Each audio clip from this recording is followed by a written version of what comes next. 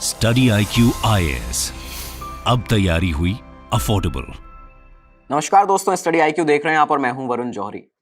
आज बात करेंगे उस शख्स के बारे में जो एक वेल एजुकेटेड अवॉर्डेड CA था, चार्टर अकाउंटेंट था, लेकिन कैसे उसका नाम सामने आता है देश को दहला देने वाले मुंबई बॉम्ब ब्लास्ट में, 1993 मुंबई बॉम्ब ब्लास्ट में।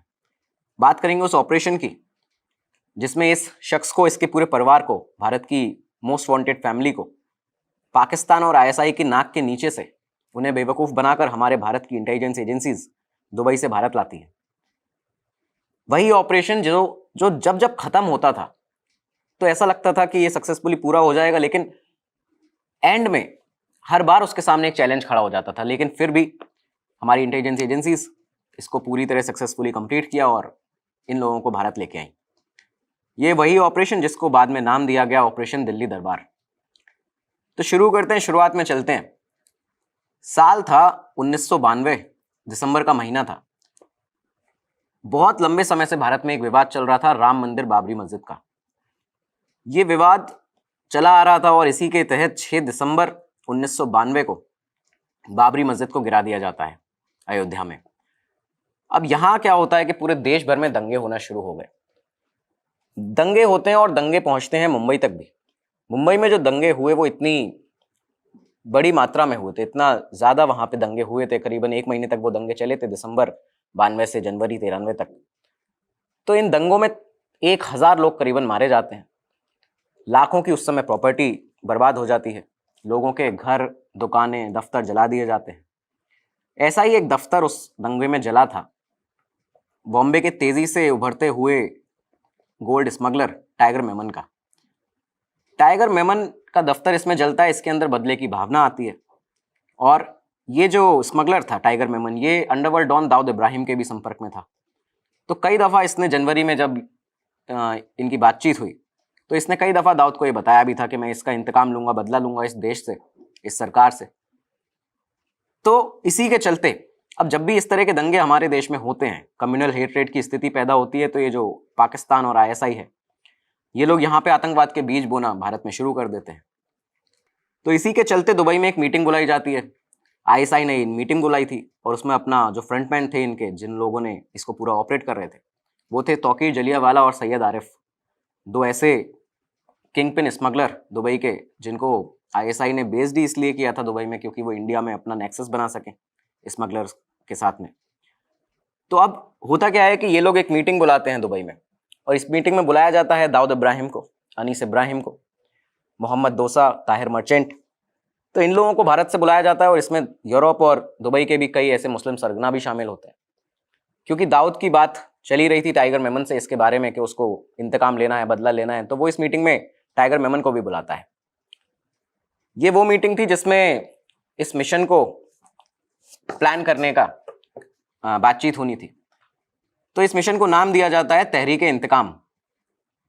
और इस मीटिंग में कई ऐसे संगठन शामिल होते हैं, ग्रुप्स शामिल होते हैं जो भारत विरोधी थे, जैसे अफगान मुजाहिदीन, फिलिस्तीन मुक्ति संगठन, और दुबई में बसे कई ऐसे पैसे वाले लोग जो बाबरी मस्जिद का बदला लेना चाहते थे।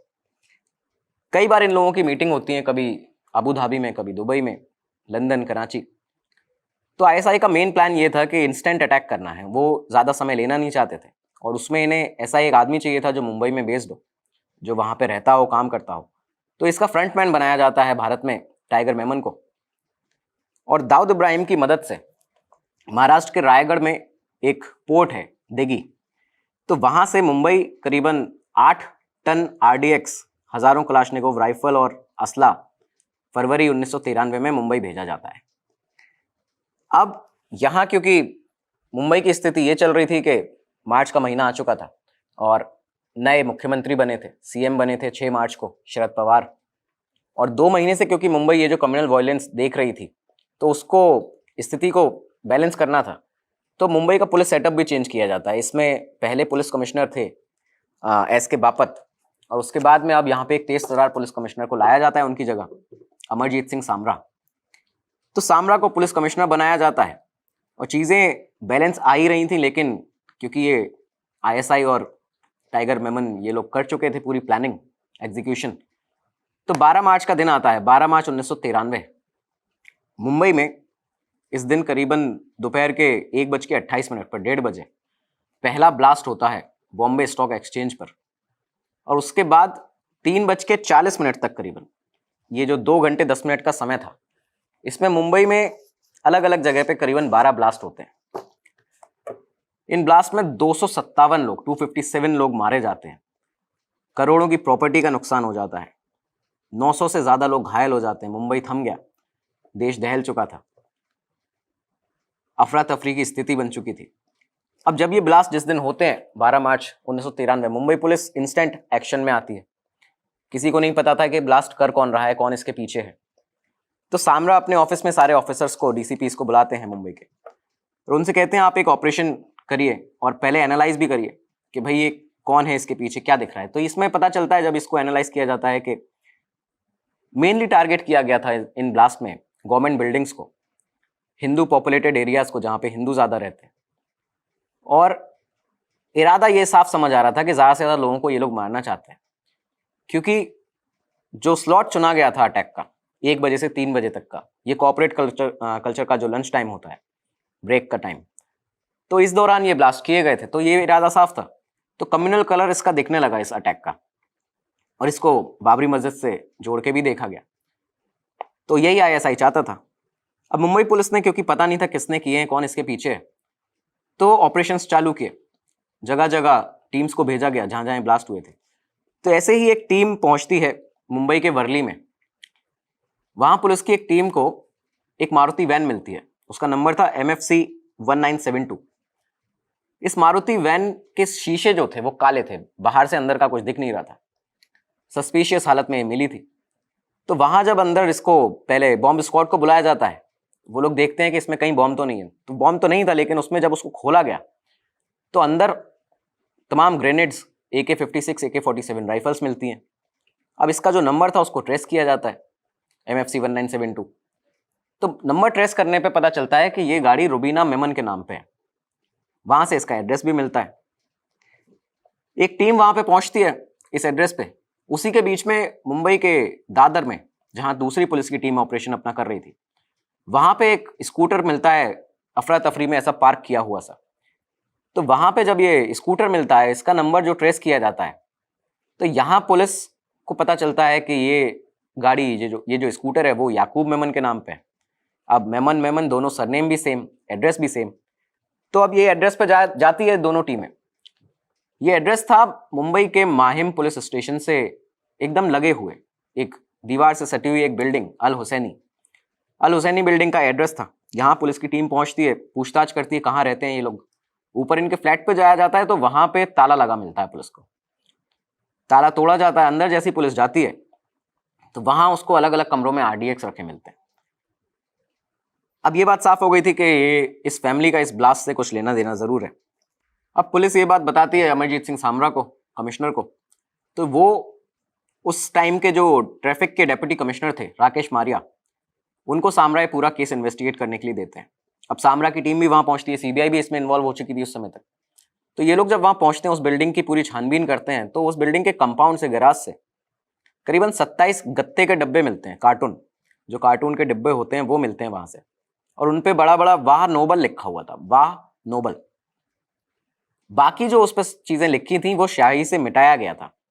इन डिब्बों को लेबोरेटरी में भेजा जाता है और वहाँ से पता चलता है कि इस पे लिखा हुआ है, जो स्याही से मिटाया गया था, पैक्सटाइल पैकेज लिमिटेड लाहौर, और उसके नीचे ही लिखा हुआ है नोबल प्राइवेट लिमिटेड इस्लामाबाद।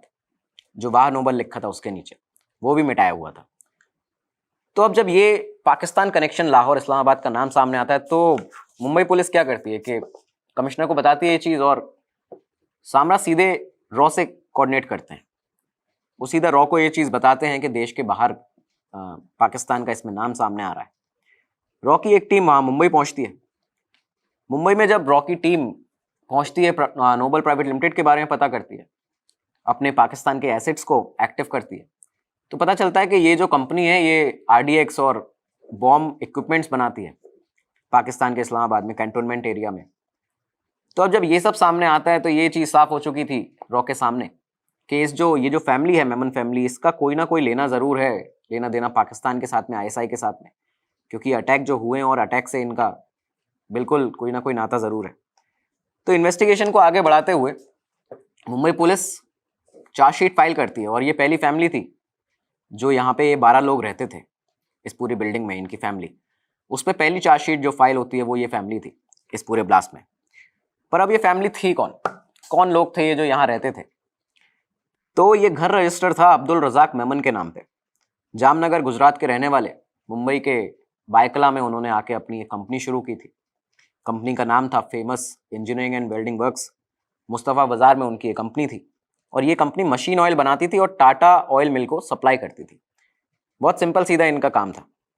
इनकी पत्नी थी हनीफा मेमन और 6 बच्चे थे। इन 6 बच्चों में से 2 बच्चों की हम बात करने वाले हैं, इनके याकूब मेमन और टाइगर मेमन। टाइगर मेमन एक कम पढ़ा लिखा, 10th तक उसने अपनी पढ़ाई की थी, उसके बाद पढ़ाई छोड़ दी, फिर बैंक में चपरासी बन गया, लेकिन वहाँ भी ज़्यादा दिन नौकरी नहीं की, उसकी बैंक मैनेजर से लड़ाई हो जाती है। उसके बाद वो कुछ ऐसे लोगों की संगत में पड़ा जो स्मगलिंग करते थे, और उसके बाद वो गोल्ड की स्मगलिंग में उतर चुका था। इधर याकूब मेमन, उससे जो 2 साल छोटा उसका भाई था, वो एक वेल एजुकेटेड सीए था। बीकॉम में उसने अपनी डिग्री की थी, उसके बाद में अपनी एक कंपनी भी 1991 में शुरू की थी, लेकिन 1 साल में ही वो अपनी कंपनी को उसको बंद करता है सीए की। और उसके बाद में क्योंकि वो देख रहा था कि उसका जो भाई है वो बहुत पैसा कमा रहा है स्मगलिंग में, तो ये उसके साथ काम करना शुरू कर देता है। तो ये मेमन फैमिली वहाँ पे रहती थी, लेकिन जिस दिन ब्लास्ट हुए उस दिन ये पुलिस को वहाँ मिलते नहीं, इनके घर पे ताला लगा हुआ था। तो आखिर ये लोग गए कहाँ?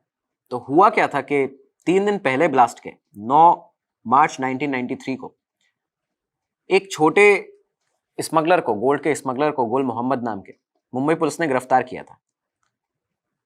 लेकिन ये जो स्मगलर था ये 2-3 बार उन मीटिंग्स में जो ये हुई थी दुबई में, उनमें शामिल हो चुका था टाइगर मेमन के साथ में।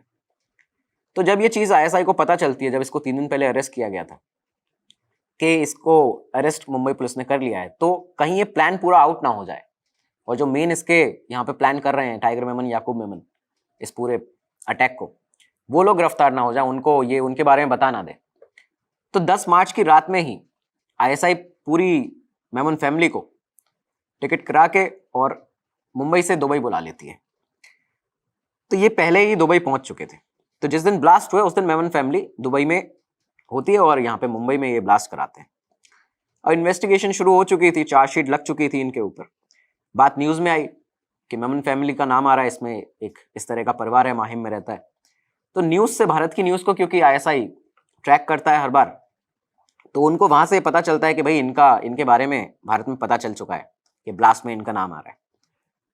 तो अब इसके 5 दिन बाद ब्लास्ट के करीब 17 मार्च को, पहले इनको दुबई में रखा हुआ था, लेकिन 17 मार्च को पाकिस्तान पीआईए की एक फ्लाइट भेजता है आईएसआई के। उसमें ऑफिसर्स होते हैं, 4-5 कमांडोज होते हैं, और इस पूरी फैमिली को 17 मार्च 1993 को दुबई से पाकिस्तान लाया जाता है। और इस फ्लाइट में, इस दौरान इनके पासपोर्ट जो थे वो ऑफिसर्स सारी फैमिली के ले लेते हैं, जो इंडियन पासपोर्ट थे इनके। अब मेमन्स को दुबई से पाकिस्तान लाया जाता है, और जो तौकीर जलियांवाला, जो आईएसआई का फ्रंटमैन था इस पूरे अटैक का, उसके दुराजी कॉलोनी कराची में उसका एक बंगला है, वहां पे रखा जाता है इन लोगों को। इसी के 8 दिन बाद, 8 दिन तक ये लोग वहां रहते हैं। उसके बाद 8 दिन के बाद में 25 मार्च 1993 को इन लोगों को तौकीर के ही दूसरे एक नए घर में शिफ्ट किया जाता है, जो कि गुलशन इकबाल कराची में था। 25 रूफी कॉटेज ब्लॉक था 13D। तो यहाँ इनको रखा जाता है। तो 25 मार्च को ये लोग यहाँ पहुंचे। इन्हें आईएसआई पूरी प्रोटेक्शन भी दे रही थी। इस बीच में क्या किया जाता है कि मेमन्स की अब पूरी जो आइडेंटिटीज थी इंडिया की, उन सबको इरेज किया जाता है, खत्म किया जाता है, और इस पूरी फैमिली को नए बर्थ सर्टिफिकेट, पासपोर्ट्स, नाम, जो स्कूल के सर्टिफिकेट होते हैं, कॉलेज सर्टिफिकेट, ये सब दिए जाते हैं, ड्राइविंग लाइसेंस दिए जाते हैं। पूरी आइडेंटिटी इनकी नई बना दी गई थी। इस दौरान अभी इंडिया में क्या चल रहा था कि इंडिया में क्योंकि 12 मार्च से ही रॉ, सीबीआई अपनी इन्वेस्टिगेशन शुरू कर चुके थे, तो रॉ ने एयरपोर्ट इमिग्रेशन अथॉरिटी से डिटेल्स निकलवाई कि ये लोग आखिर निकले कब है। तो पता चलता है कि 10 मार्च की रात में ये लोग यहाँ से निकले थे। अब वहाँ से इनके फोटोग्राफिक एविडेंस भी बनाए जाते हैं एयरपोर्ट पे, जब ये लोग निकल रहे थे वहाँ से। अब मेमन्स को क्योंकि दुबई में रखा गया था, ये रॉ को पता था, तो रॉ ने अपने दुबई के एसेट्स को एक्टिव किया। लेकिन ये पता चलता है वहाँ पे कि भाई ये लोग तो यहाँ पे हैं ही नहीं। जो दुबई में एसेट थे रॉ के, उन लोगों ने वहाँ पे इमिग्रेशन अथॉरिटी में पता किया तो पता चला कि ये लोग यहाँ आए थे, लेकिन इस समय ये लोग यहाँ पे अब है नहीं, ये लोग निकल चुके हैं पाकिस्तान। पाकिस्तान का जब एंगल सामने आता है तो जो रॉ था वो एक नेटवर्क बनाती है कि पहले भारत से दुबई और दुबई से पाकिस्तान। ये बात सरकार को बताई जाती है कि पाकिस्तान का नाम सामने आ रहा है, ये पूरी फैमिली को वहां रखा गया है। तो पाकिस्तान के ऊपर इंटरनेशनली प्रेशर बनाया जाता है। करीबन 20 दिन इस दौरान ये लोग पाकिस्तान में रहते हैं। अब जब इंटरनेशनल प्रेशर बनता है तो 15 अप्रैल, क्योंकि आ चुका था 20 दिन ये लोग पाकिस्तान में थे, 15 अप्रैल 1993 को पाकिस्तान आईएसआई कमांडोज के साथ में इस पूरी फैमिली को पाकिस्तान से थाई एयरवेज की फ्लाइट में बैंकॉक भेज देता है। और बैंकॉक में पटाया रोड पर जो पटाया बीच रिजॉर्ट है वहां इनको रखा जाता है, एक तरह का वर्चुअल अरेस्ट। ये कहीं जा नहीं सकते, किसी से बातचीत नहीं कर सकते, फोन वगैरह इनको दिए नहीं गए थे। तो इस तरह की पूरी चीज की जाती है कि पाकिस्तान अपने इनको शिफ्ट कर देता है बैंकॉक में। इंटरनेशनल प्रेशर अगर आएगा तो पाकिस्तान का ये सोचना था कि हम बता देंगे कि भाई हमारे यहाँ तो आप पता कर लीजिए, ये लोग हैं ही नहीं। तो अब इस बीच मेमन्स को क्या होता है कि इनको पछतावा होने लगता है। ये इनको नई आइडेंटिटीज जो दी गई थी और जो इनके साथ चीज़ें वहाँ पे हो रही थी, कभी यहाँ कभी वहाँ इनको भगाया जा रहा है, तो ये इन्हें अच्छा नहीं लग रहा था। अब होता क्या है कि जब 12 दिन के बाद ये लोग 12 दिन तक बैंकॉक में रहते हैं, 12 दिन के बाद जब ये मामला थोड़ा सा कूल ऑफ होता है तो मेमन्स को पाकिस्तान वापस लाया जाता है और इस बार इनको रुकाया जाता है डिफेंस हाउसिंग अथॉरिटी में। पाकिस्तान का एक बहुत ही सेफ सिक्योर एरिया है, हाउसिंग अथॉरिटीज, पूरा हाउसिंग कॉलोनी बनी हुई है, तो वहां इनको रखा जाता है। और पूरी इस समय तक इनको, क्योंकि आईएसआई प्रोटेक्शन दे ही रही थी, 28 अप्रैल को इनको लाया गया दोबारा से पाकिस्तान। तो अब इस बीच भारत में क्योंकि छानबीन जो सीबीआई और रॉ की चल रही थी, तो उसमें इनके घर से सीबीआई को कई सारे अकाउंट्स मिलते हैं, करीबन 4 एनआरआई अकाउंट मिलते हैं। और डेवलपमेंट कोऑपरेटिव बैंक डीसीबी का जो तेजारत इंटरनेशनल, जो याकूब मेमन की फर्म होती थी, उसका एक अकाउंट मिलता है। और सारे अकाउंट्स में ये देखा गया कि बहुत ज़्यादा जो ट्रांजेक्शन्स थे वो थे, कैश फ्लो बहुत ज़्यादा था कि पैसा आ रहा है और निकल रहा है। और ये भी इसमें पता चला कि जो ब्लास्ट हुए थे, जब ये लोग निकले हैं 10 तारीख को, इसके पहले ये पूरा पैसा कैश में निकाल भी लिया गया है। तो ये सब सबूत यहाँ पे और स्ट्रॉन्ग इनके खिलाफ होते जा रहे थे। अब आईएसआई ने जब ये देखा, जब ये मामला आगे इस तरह से बढ़ता रहा और मई 93 आ चुका था, तो मई में आईएसआई ने इनकी जो सिक्योरिटी थी, जो आईएसआई के लोग वहां पे तैनात रहते थे इनके आगे पीछे, उन्हें हटा लिया। करीबन 1 साल ये लोग वहां पाकिस्तान में रहते हैं, कराची में। तो अब होता क्या है कि मेमन्स को इस बीच में करीबन 1 साल में ये गिल्ट अपने अंदर आने लगा था, क्योंकि न्यूज़ में लगातार इनका नाम उछल रहा था और कई फैमिली मेम्बर्स को ये पता भी नहीं था कि ये दोनों जो भाई हैं ये इसमें इन्वॉल्व हैं, याकूब और टाइगर मेमन। तो इन लोगों ने डिसाइड किया कि भारत वापस जाया जाए और वहाँ पे जाके अपने गुनाह को कबूल किया जाए, अपने देश में चलते हैं, वहाँ पे देखते हैं क्या होता है। तो जब ये लोग ये बातचीत करते हैं तो वहाँ पे सब लोग एग्री इस पे हो जाते हैं, लेकिन जो टाइगर मेमन था वो कहता है कि नहीं, मैं वापस नहीं जाऊँगा, मैं तो पाकिस्तान में ही रहने वाला हूँ। तो घर वालों ने डिसाइड किया कि ठीक है, इसको अगर यहीं रहना है तो ये यहाँ रहे, हम लोग चलते हैं। तो पाकिस्तान में जब ये लोग थे तो इन लोगों ने ये देखने के लिए कि कहीं आईएसआई अभी भी हमारे पीछे तो नहीं है, हम पे नज़र तो नहीं रखी जा रही, तो जून 1994 में जो 2 भाई हैं, याकूब और टाइगर मेमन के छोटे भाई सुलेमान और ईसा, ये दोनों दुबई जाके आते हैं। ये दुबई का एक चक्कर लगा के आते हैं दोनों। ये घर पे बताते हैं कि कोई दिक्कत नहीं हुई, ठीक था। और उसी के कुछ दिन बाद 20 जून 1994 को याकूब मेमन भी एक बार चेक करने के लिए पूरा खुद से दुबई जाके आता है। 4 दिन ये दुबई में रुकता है, वहाँ पे आराम से घूमता है। उसके बाद में वापस जब ये आता है पाकिस्तान तो ये बताता है फैमिली को कि भाई कोई दिक्कत नहीं हुई आने जाने में भी, एयरपोर्ट पर किसी ने कोई इस तरह की नज़र नहीं रखी आईएसआई ने, दुबई में जहाँ रहा वहाँ पे इस तरह का कुछ नहीं पता चला, तो मतलब सेफ है, अब आप निकल सकते हैं यहाँ से। तो ये पूरी फैमिली पाकिस्तान से दुबई निकल जाती है। अब दुबई पहुंच के याकूब मेमन अपने एक भाई को कोऑर्डिनेट करता है, कॉल करता है, जो कि इंडिया में रहता था, दिल्ली में। इसका नाम जो है वो यहाँ पे सिक्योरिटी इश्यूज की वजह से, रीजंस की वजह से आमिर बताया जा रहा है। तो ये अपने एक भाई को कॉल करता है, आमिर को, और बताता है कि भाईजान इस तरह की चीज़ है कि हम लोग वापस आना देश में चाहते हैं, अब बताओ आप कि वहाँ पे चल क्या रहा है, किस तरह की वहाँ पे चीज़ें हैं। तो वो बताता है, जब आमिर के पास में फ़ोन जाता है तो आमिर का, क्योंकि वो भी टेंशन में आ गया कि भाई मैं ना फंस जाऊँ, इन लोगों का मेरे पास फ़ोन आ रहा है, क्योंकि उसको यहाँ की स्थिति पता थी क्या चल रहा है। तो वो कहता है कि आपको यहाँ अगर आना है तो आप एक बार इंडिया तो अभी पहले आप मत आइए, आप मुझसे एक बार मिल लीजिए आके काठमांडू नेपाल। तो वो इसको नेपाल बुलाता है याकूब मेमन को, और 21 जुलाई 1994 को याकूब मेमन अपने जो नया पासपोर्ट इसको दिया गया था, उसमें इसका नाम था यूसुफ मोहम्मद अहमद, उस पासपोर्ट के साथ में काठमांडू पहुंचता है, त्रिभुवन इंटरनेशनल एयरपोर्ट पे काठमांडू के। ये यहाँ पहुंचता है, इसके बाद यहाँ से टैक्सी लेता है। इसका भाई जो था वो करनोली होटल में एक रुका हुआ था काठमांडू के, तो ये वहाँ पहुंचता है और करीबन 3 दिन ये लोग वहाँ पे रहते हैं काठमांडू में। पूरी प्लानिंग होती है, बातचीत होती है कि भाई किस तरह से इंडिया आया जाएगा, क्या है, फैमिली को कैसे लाना है।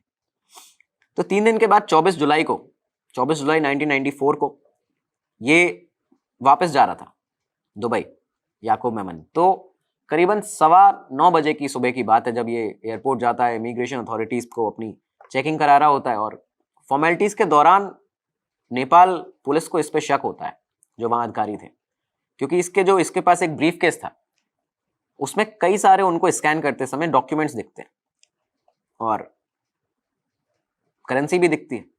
तो वो लोग जब ये देखते हैं, इसका ब्रीफकेस खुलवाते हैं, तो उसमें से तमाम सारे फैमिली के पासपोर्ट, इसके पासपोर्ट, इसकी आइडेंटिटी अलग अलग, और यूएस और पाकिस्तान की करेंसी उसमें बड़ी मात्रा में। तो ये सब जो चीज़ें उसको दिखती हैं उनको, तो वो इसको अरेस्ट करते हैं वहाँ पे और इससे पूछताछ करते हैं। करीबन 3 दिन तक वो लोग इसके साथ पूछताछ करते हैं। तो उस समय ये एक्सेप्ट कर लेता है कि भाई मैं यहाँ पे आया हुआ था और मैं चार्जशीट मेरे नाम पर है, मैं ये जो ब्लास्ट हुए हैं भारत में उनमें मुझे आरोपी बनाया गया है। तो इस तरह की चीज़ जब सामने आती है 3 दिन की पूछताछ में, तो नेपाल पुलिस जो सिक्योरिटी थी वो इंडिया में कांटेक्ट करती है सीबीआई को और भारत की सरकार को। तो 28 जुलाई 1994 को वहाँ पे पहुँचती है सीबीआई और उसके बाद वहाँ से इसको लेके आया जाता है। कार से इसको लेके आया गया था इंडियन टेरिटरी में, उसके बाद वहाँ से इसको फ्लाइट से लाया जाता है दिल्ली। तो ये सब चीज़ें होती हैं। अब याकूब इंडिया की कस्टडी में आ चुका था, इंडिया ने उसको पकड़ लिया था, सीबीआई के पास वो था, रॉ के पास था। अब रॉ और सीबीआई की पूछताछ चालू होती है। तो इसके पास जो ब्रीफकेस था उसकी चेकिंग होती है। 5 अगस्त का ये दिन था रॉ के दफ्तर में। इस ब्रीफकेस में से एक कैसेट मिलती है, एक मिनी टेप रिकॉर्डिंग कैसेट, और उसमें जब उसको सुना जाता है तो उसमें बातचीत थी इन 3 लोगों की, तौकीर जलियांवाला, टाइगर मेमन और याकूब मेमन। और ये बातचीत थी उस समय की जब इनको नए आइडेंटिटी दी जा रही थी, नए पासपोर्ट दिए जा रहे थे। और बातचीत में ये सब भी था कि भाई किस तरह से वहाँ से पूरा एग्जीक्यूशन होगा, पाकिस्तान कैसे हेल्प करेगा, आगे क्या करना है, कैसे यहाँ पे रहना है, क्योंकि 1 साल तक ये लोग पाकिस्तान में रहे भी थे। तो ये सब चीज़ें उसमें हो रही थी। तो इसमें इसी बातचीत के दौरान याकूब मेमन ने जब तौकीर से पूछा कि ये जो आइडेंटिटीज़ दी जा रही हैं ये असली हैं या नकली हैं, तो तौकीर का कहना था कि ये जो पासपोर्ट दिए ये पूरी तरह असली हैं, आप इस पर कहीं भी जा सकते हैं, लेकिन जो आइडेंटिटी कार्ड आपको दिए गए हैं वो अभी उनमें थोड़ा डेट का इशू है, क्योंकि इस पूरी फैमिली को 12 मार्च 1993 के पहले के जो आईडी कार्ड हैं वो देने थे, लेकिन इनके पास जो अभी दिए गए थे वो 12 मार्च के बाद के थे। तो ये एक इशू था। तो इस पे इनकी चर्चा हो रही थी और ये जो पूरी कैसेट थी ये आगे जाके इसकी जो ट्रायल चली है याकूब मेमन की, उसमें बहुत बड़ा एक सबूत भी बना है, बहुत उसका अहम रोल रहा है इसमें। तो अब पूछताछ के दौरान 5 मार्च 1994 को जब ये पूछताछ चल रही थी तो रॉ ने पूछा कि भैया आप यहाँ आए कैसे, क्यों आए जब आप आरोपी इसमें थे। तो इसने बताया कि मैं अपने एक भाई से मिलने आया था जो दिल्ली में रहता है, आमिर, तो मैं उससे मिलने आया हुआ हूँ और वो वहाँ पे काठमांडू मुझे मिला था। तो अब रॉ आमिर को बुलाती है, आमिर को बुलाया जाता है, उससे पूछताछ की जाती है, पूछा जाता है, तो वो बताता है हाँ ये मेरे से मिलने आए थे, इनका इस तरह का प्लान था कि यहाँ से वापस जाएंगे, फैमिली को इस तरह लेके आएंगे। तो अब फैमिली राजी आने के लिए, ये पता चलता है रॉ को। तो रॉ आमिर को बोलती है कि भाई हम याकूब मेमन को तो नहीं छोड़ सकते अब, लेकिन आप अब जाओ दुबई, फैमिली आने के लिए राजी है तो उनको कन्विंस करके आप वहाँ से वापस लाओ और सेफली आपका पूरा आना जाना होगा, इसकी गारंटी हम लेते हैं, आपको पूरी रॉ से हेल्प मिलेगी। आमिर क्योंकि इसके पास चारा नहीं था, उसको ये करना पड़ा।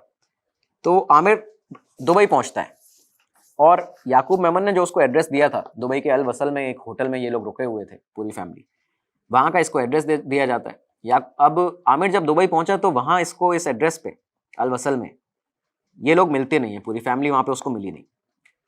उसने रॉ को बताया कि भाई यहाँ तो कोई भी नहीं है। तो रॉ ने कहा कि आप ढूंढते रहो, बाकी और जगह भी ढूंढो, पता करो कि ये लोग कहाँ हैं, कहाँ गए हैं यहाँ से। तो अब क्योंकि जब आमिर यहाँ पे आया दुबई और याकूब मेमन को इंडिया ने पकड़ ही लिया था, सीबीआई ने, रॉ ने, तो ये बात उस समय न्यूज़ में भी आ चुकी थी कि याकूब मेमन इंडिया की गिरफ्त में है। न्यूज़ को क्योंकि आईएसआई ट्रैक करता ही था, तो उसको ये पता चलता है कि भाई अब ये हुआ कैसे, क्योंकि इन लोगों को हम लोगों ने पाकिस्तान में रखा हुआ था। वहाँ उन्होंने चेक किया तो ये पूरी फैमिली वहाँ पे नहीं थी। ये दुबई पहुँच गए और दुबई से ये उठ के इंडिया भी पहुँच गया और वहाँ पे पकड़ा गया। तो आईएसआई ने अपने फिर से एसेट्स को एक्टिव कर दिया। चीज़ें अब इस तरह की थी कि इमिग्रेशन अथॉरिटी से आईएसआई ने पता कराया कि भाई दुबई में कोई मेमन नाम का कोई दोबारा आया है या कुछ भी इस तरह की डिटेल्स इनकी निकाली। तो वहाँ पता चलता है कि आमिर मेमन नाम का एक शख्स दुबई आया हुआ है याकूब की गिरफ्तारी के बाद। तो आईएसआई ने इसको ट्रैक करना शुरू कर दिया, इसका पीछा करना शुरू कर दिया। ये बात आमिर को भी पता चल गई थी, क्योंकि जगह जगह जहाँ भी जाता था इसको सेम तरह के लोग अपने आसपास उस तरह के दिखते थे कि जो इसका पीछा कर रहे हैं। ये बात भी इसने रॉ को बताई, तो रॉ ने इसको बताया कि आप टेंशन मत लीजिए, वहाँ पे हमारा दुबई में एक एसेट है इंडिया का, करीबन 22 साल से वो वहाँ पे है, शफ़ी। तो वो ड्राइवर है, वो आपको मिल जाएगा कहीं भी जहाँ पे आपको जाना होगा, और आप उसके साथ में जाइए, पब्लिक ट्रांसपोर्ट का यूज़ मत करिएगा। तो इस तरह की चीज़ जब रॉ ने इसको बताई, इसने शफ़ी का नंबर लिया, तो ये जाता रहा, हर जगह ढूंढता रहा, लेकिन कहीं भी ये फैमिली जो थी वो इसको नहीं मिल रही थी। तो आमिर एक दिन 21 अगस्त की बात है, 21 अगस्त 1994, ये बहुत जगह ढूंढ चुका था, लेकिन फिर ये शफ़ी को लेके इसके दिमाग में एक आइडिया आता है कि भाई मेमन्स को जो है कबाब बहुत पसंद थे, और दुबई में एक बहुत अच्छा रेस्टोरेंट है जहाँ पे बिरयानी, कबाब, ये सब चीज़ें बहुत अच्छी मिलती हैं। तो जो रेस्टोरेंट है उसका नाम था दिल्ली दरबार। तो ये वहाँ जाता है, वहाँ ये कई घंटे वेट करता है, और इत्तेफाकन ये देखिए कि 21 अगस्त की बात है। 21 अगस्त को वहाँ पे सुलेमान और ईसा मेमन, जो छोटे भाई थे, वो दोनों वहाँ पे अपना एक पार्सल लेने के लिए आते हैं। वहाँ पे इनको देखता है, इनसे बातचीत करता है, बोलता है कि भैया आप लोग कहाँ थे, मैं यहाँ पे आया हुआ हूँ आपको लेने के लिए। तो ये बताते हैं कि आपको क्या बताएं भाईजान, ये तो इस तरह की चीज़ हुई कि जिस दिन याकूब भाई यहाँ से निकले हैं, इसके बाद में, क्योंकि जो याकूब की वाइफ थी रहीन, 1 साल पहले ही इन लोगों की शादी हुई थी, और ये प्रेग्नेंट थी। ये जब पाकिस्तान से निकले थे उस टाइम से ही ये डिलीवरी एक्सपेक्ट कर रही थी। तो उन्होंने बताया कि भाई ये यहाँ पे इनकी प्रेगनेंसी होती है जब याकूब मेमन इंडिया गया उसके बाद, और उसके चलते हम लोग हॉस्पिटल के पास में इस जगह पे शिफ्ट हुए, डेरा में, दुबई के डेरा में क्लैरिज होटल में अब ये लोग रह रहे थे। तो ये इस तरह की बातें बताते हैं। रहीन की बेटी हो चुकी थी, टाइगर मेमन, याकूब मेमन को पता ही नहीं था कि उसकी बच्ची हो चुकी है, वो गिरफ्तार हो गया यहाँ पे। तो ये लोग पूरी फैमिली के पास पहुँचते हैं आमिर। अब आमिर वहाँ पे पूरी फैमिली से रात भर बात करता है, बताता है कि भाई इस तरह की चीज़ हुई है, याकूब को गिरफ्तार किया है, लेकिन रॉ का पूरा सपोर्ट है, आपको वापस सेफली ले जाया जाएगा यहाँ से। तो अब होता क्या है कि पूरी फैमिली रात भर डिस्कशन के बाद में तैयार होती है कि अगली सुबह चलो यहाँ से निकला जाएगा। लेकिन रहीन इसमें एक चीज़ बताती है। रहीन कहती है कि आमिर भाईजान, जो मेरा पासपोर्ट है वो मैंने एम्बेसी में दिया हुआ है अभी, क्योंकि मुझे उसमें जुबैदा का, जो उसकी बच्ची हुई थी, उसका नाम ऐड कराना है। तो अब यहाँ एक ये मुश्किल सामने खड़ी होती है। आमिर ये बात बताता है रॉ को कि भाई वो जो पासपोर्ट है, एक तो सबके पास में पाकिस्तानी पासपोर्ट है पूरी फैमिली के, इंडियन पासपोर्ट इनके ख़त्म कर दिए गए, ले लिए गए, और जो वो पासपोर्ट है पाकिस्तान वाला इसका, रहीन का, उस पर उसने वो एम्बेसी में दिया हुआ है, क्योंकि उसको जुबैदा का उसमें नाम ऐड कराना है अपनी बच्ची का। तो अब रॉ यहाँ पे भारत में कैबिनेट सेक्रेटरीट में बैठक करती है। कैबिनेट सेक्रेटरी से बात की जाती है, कई अधिकारियों से बात करते हैं बड़े। उस समय कैबिनेट सेक्रेटरी हुआ करते थे सुरेंद्र सिंह। तो एक मीटिंग की जाती है, उसमें फॉरेन सेक्रेटरी को भी बुलाया जाता है, फॉरेन चीफ को बुलाया जाता है। तो डिस्कशन हुआ कि भाई रहीन को कैसे वहाँ से निकाला जाए और इन लोगों को, पूरी फैमिली को वहाँ से कैसे लाया जाए। तो रॉ के चीफ ने कहा कि भाई मिनिस्ट्री ऑफ एक्सटर्नल अफेयर्स का इसमें हमें हेल्प चाहिए, इसमें मदद लगेगी उनकी। फॉरेन सेक्रेटरी से कहा गया कि आप इतना करा दीजिए कि बस आमिर जब पासपोर्ट लेके वहाँ पे जाए एम्बेसी में, इंडियन एम्बेसी में, तो वहाँ उसके पासपोर्ट जो हैं इस पूरी फैमिली के, उन पे वीज़ा लग जाए।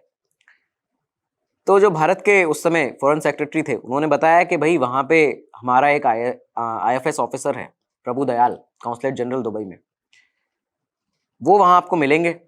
तो इनको बताइए आमिर को कि वो वहाँ जाएं इंडियन एम्बेसी में दुबई में, और वहाँ पे ये प्रभु दयाल के बारे में पूछें, वो मिलेंगे और उनको ये पूरा ये काम करवा देंगे।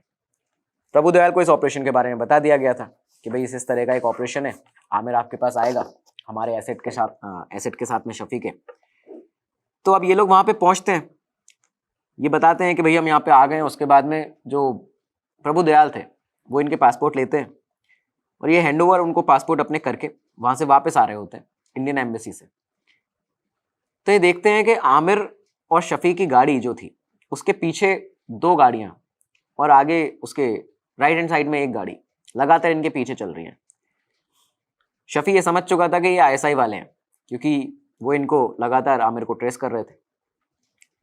तो अब ये आमिर यहाँ पे टेंशन में आ जाता है कि ये क्या हो रहा है, किस तरह की ये चीज़ है, क्योंकि ISI का हमेशा से ये था कि जब भी कहीं इस तरह का मौका मिलेगा, क्योंकि वॉयलेंटली कुछ भी करा नहीं जा सकता दूसरी कंट्री की टेरिटरी में, तो जब भी मौका मिलेगा इनको नैप करके यहाँ से पाकिस्तान ले जाया जाएगा पूरी फैमिली को। तो वो लगातार उनकी ट्रेसिंग करती थी जो ISI थी वो आमिर की। तो अब जब ये सब चीज़ होती है कि गाड़ियाँ साथ में चल रही हैं, ISI पीछे ही है, तो शफ़ी क्या करता है, शफ़ी आमिर को बोलता है कि भाई आगे एक मॉल आने वाला है, आप वहाँ पे मैं गाड़ी पार्क करूँगा, मैं लगाऊंगा उसके सामने गाड़ी, आपको कुछ नहीं करना, आप सिर्फ एंटर करना उस मॉल के सामने गेट में, और जो सीधे आप चलते चले जाएंगे आपको पीछे एक एग्जिट गेट सामने दिखाई देगा, बस आप उससे एग्जिट होके वहाँ खड़े हो जाना। आमिर ने यही किया, शफ़ी ने जो बताया था। तो अब शफ़ी ने जैसी गाड़ी रोकी, आमिर अंदर गया। यहाँ पे जैसी गाड़ियाँ रुकती हैं तो ISI की जो 3 गाड़ियाँ थी, वो लोग जो उसमें थे वो कंफ्यूज हो गए कि अब जाएं कहाँ, क्योंकि आमिर अंदर चला गया है और शफ़ी गाड़ी लेके आगे निकल गया। तो वो लोग गाड़ियाँ पार्क करके आमिर के पीछे मॉल के अंदर चले जाते हैं। जब तक वो लोग यहाँ जाते मॉल के अंदर गाड़ियाँ पार्क करके, तब तक आमिर जो पीछे के गेट से बाहर निकला, शफ़ी अपनी गाड़ी पीछे गेट पे जाके लेके गया एग्जिट गेट पे, और वहाँ से उसको सीधा लेके होटल निकल आया। इस तरह का हमारा एसेट बहुत ही तेज तर्रार। तो अब ये सब चीज़ें होती हैं। अगले दिन आमिर के पास में कॉल पहुंचता है सिक्योर कम्युनिकेशन से, उसको बताया जाता है कि भाई आपके जो पासपोर्ट है उन पे वीज़ा लगवा दिया है प्रभु दयाल ने, तो आप जाके वो पासपोर्ट वहाँ से इंडियन एम्बेसी से कलेक्ट कर लीजिए। और यहाँ से रॉ जो है होती है वो सिक्योर कम्युनिकेशन पे आमिर को पासपोर्ट के जो टिकट कराए थे रॉ ने वो भी बताती है, टिकट के PNR नंबर बताती है, कहती है कि आप एयर इंडिया के टिकट्स हैं, आप वहाँ पे दुबई में काउंटर पे एयर इंडिया के कॉल करिए, वहाँ से अपने टिकट्स ले लीजिए। तो ये जो चीज़ें हो रही थी इस दौरान ISI को, क्योंकि होटल की भी जानकारी थी, तो यहाँ से लाइन ब्रीच करती है ISI, फ़ोन की जो कन्वर्सेशन थी उसको सुन लेती है। PNR अब सुन चुकी है ISI। तो होता क्या है कि आमिर जाता है उसके बाद में अपने जो पासपोर्ट लेके आता है प्रभु दयाल से, और वो जाके अपने रिसेप्शन पे क्लैरिज होटल के उनको जमा कराता है, क्योंकि उस समय एक इस तरह का सिस्टम हुआ करता है, अभी भी कई देशों में होता है कि जब आप अपना वीज़ा लगवा के पासपोर्ट पे लाते हैं, आपको निकलना होता है, तो आपको वो जो पासपोर्ट आपके जो हैं वीज़ा लगे हुए उनको रिसेप्शन पे जमा कराना होता है। तो आमिर पासपोर्ट अपने जमा कराता है। अब यहाँ से होता क्या है कि जब ये कॉल करता है एयर इंडिया के काउंटर पे अपने टिकट्स के लिए, PNR बताता है, तो वहाँ से इसे पता चलता है कि भाई आपकी जो टिकट्स हैं आपकी पूरी फैमिली की, ये तो कैंसिल हो चुके हैं, आप लोगों ने ही कैंसिल कराए हैं। तो अब ये चीज़ क्योंकि ISI ने कराई थी, उसने PNR सुन लिया था लाइन ब्रीच करके। ये चीज़ अब आमिर रॉ को बताता है। रॉ दुबई में अपने फिर से एसेट्स को एक्टिव करती है, बोलती है कि भाई पता तो लगाओ ये क्या सिस्टम क्या चल रहा है इन लोगों का, ISI का क्या अगला मूवमेंट है।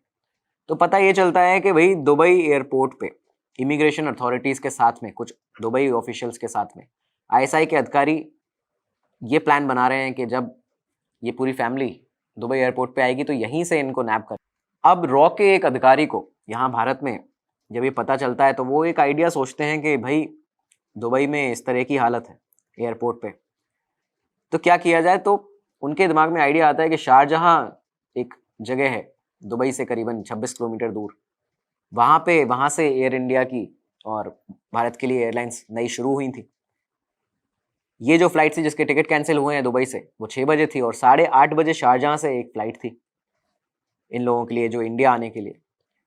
तो ये रॉ इस बार पूरे टिकट्स बुक करके शारजाह से इंडिया के इस पूरी फैमिली के उनके पीएनआर कंफर्म करके और उन्हें अपने एसेट के थ्रू टिकट्स प्रॉपर बकायदा उनके होटल में पहुंचा के ये उनको टिकट्स प्रोवाइड करती है। आमिर को टिकट्स दिए जाते हैं। अब आमिर फैमिली के साथ निकलने के लिए नीचे आता है।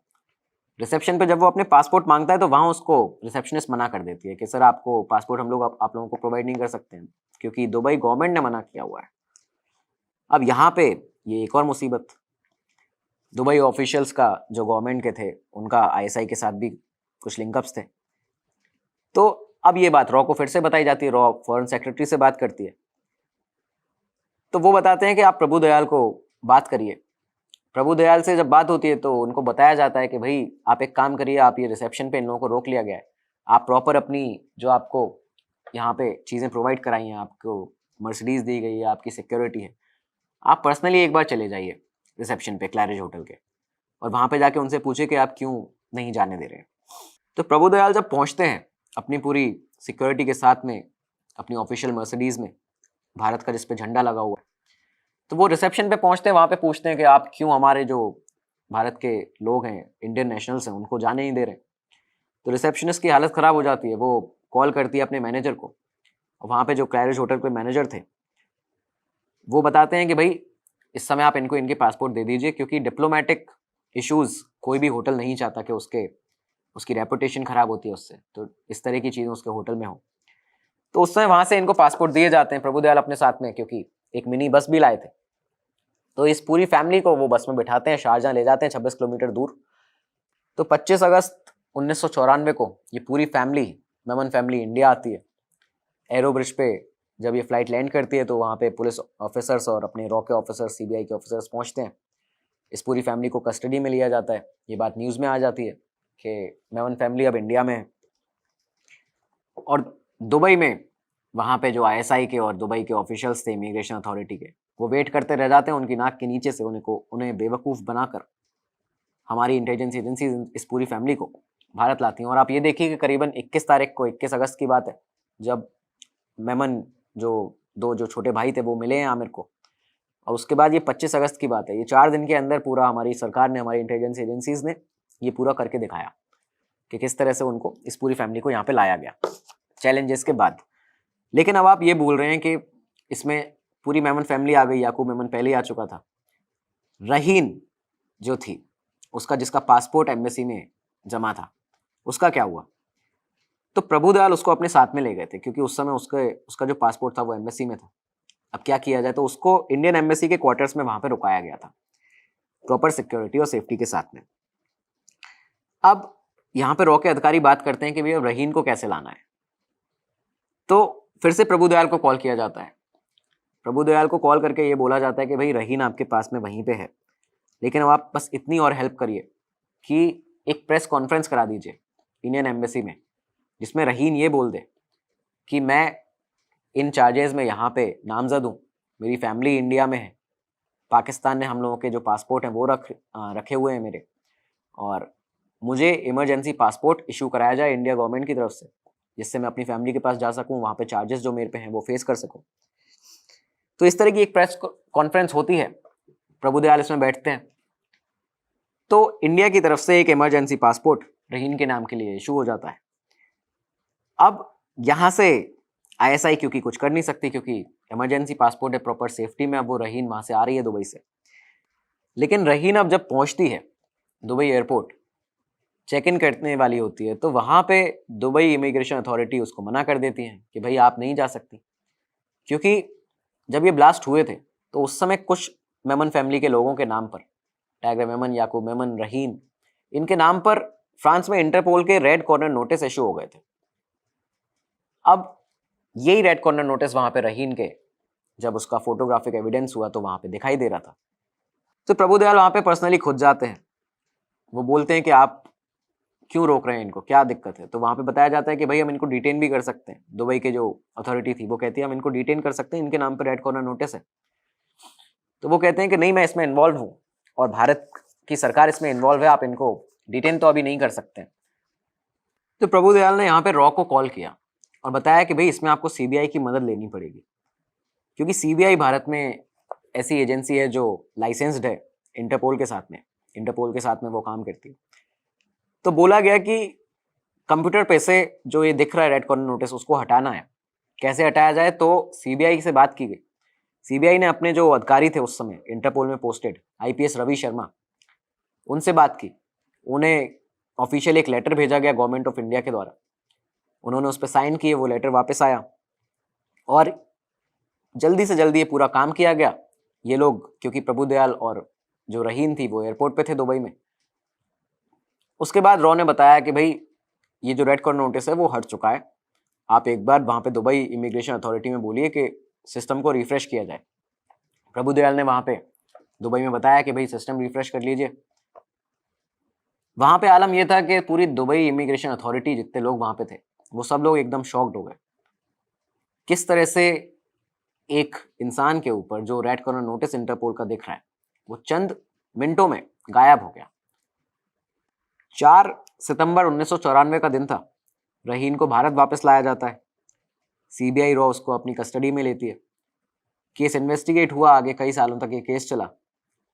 बाद में 30 जुलाई 2015 को इस पूरे ब्लास्ट में, इस केस में याकूब मेमन को फांसी दी जाती है और ये जो बाकी फैमिली मेंबर्स थे, रहीन, हनीफा मेमन, सुलेमान मेमन, इन सबको एक्विट किया जाता है, इनके चार्जेस हटाए जाते हैं और इनको छोड़ दिया जाता है। लेकिन याकूब मेमन को इसमें फांसी हो गई।